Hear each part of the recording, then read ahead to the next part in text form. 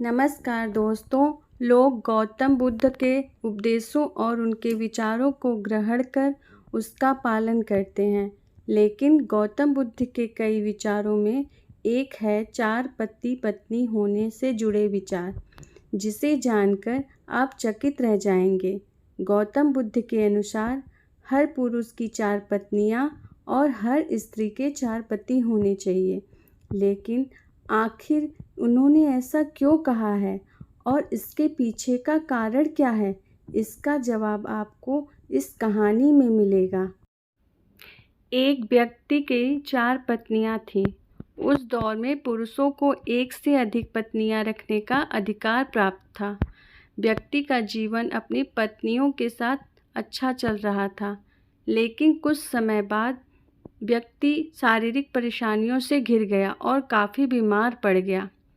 बीमारी इतनी जटिल थी कि ठीक होने के बजाय दिनों दिन स्थिति खराब होती जा रही थी।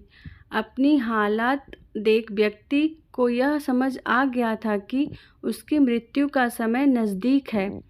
इसे लेकर वह उदास रहने लगा। फिर उसने सोचा कि अपनी 4 पत्नियों से इसके बारे में बात करेगा। उसने पहली पत्नी से कहा, प्रिय, मेरी मृत्यु नज़दीक है। मैं जल्द ही अपने शरीर का त्याग कर संसार से मुक्त हो जाऊंगा, लेकिन मैं अकेले नहीं जाना चाहता हूँ। मैंने हमेशा तुमसे प्रेम किया और आज भी करता हूँ। क्या तुम मेरे मृत्यु के बाद मेरे साथ चलोगी?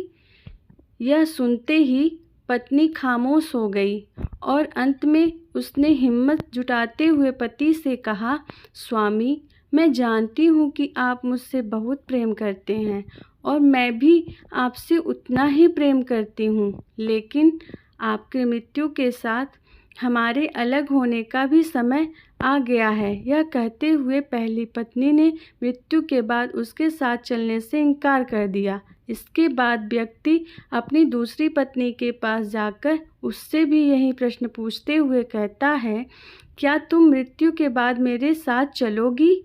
जवाब में दूसरी पत्नी कहती है, जब आपकी पहली पत्नी ने ही आपके साथ जाने से इनकार कर दिया तो मैं आपके साथ कैसे जा सकती हूँ?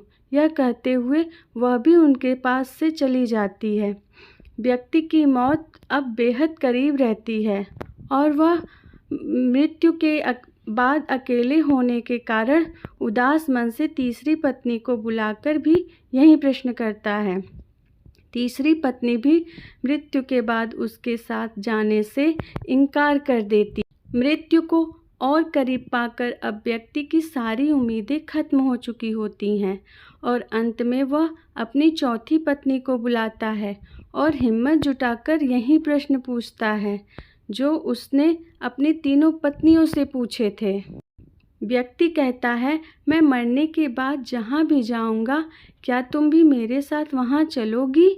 तब चौथी पत्नी कहती है, स्वामी, मैं आपके साथ ज़रूर चलूँगी। आप जहाँ भी जाएंगे मैं भी आपके साथ चलूँगी और आपका साथ दूँगी, क्योंकि मैं खुद भी आपसे दूर नहीं रह सकती। कहानी को सुनाते हुए गौतम बुद्ध अंत में कहते हैं, हर पुरुष और हर महिला के पास 4 पत्नियां और 4 पति जरूर होने चाहिए। यह इसलिए क्योंकि उसे भी चौथी बार में हाँ सुनने को मिले। हालांकि कहानी में बताए 4 पति और पत्नी का तात्पर्य यहाँ गौतम बुद्ध ने जीवन के पहलू को बताया है।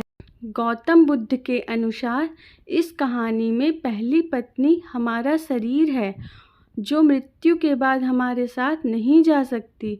इसीलिए मृत्यु के बाद शरीर को जला दिया जाता है या दफना दिया जाता है। दूसरी पत्नी है हमारा भाग्य है।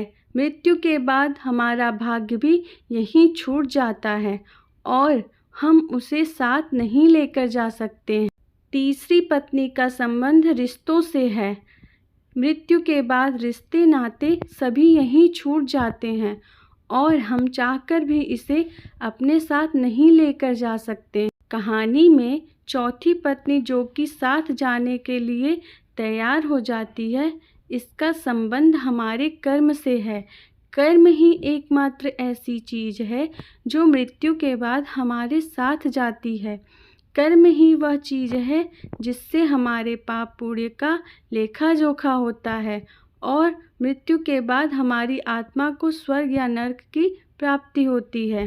कहानी अच्छी लगी हो तो लाइक करें, चैनल को सब्सक्राइब करें। धन्यवाद दोस्तों।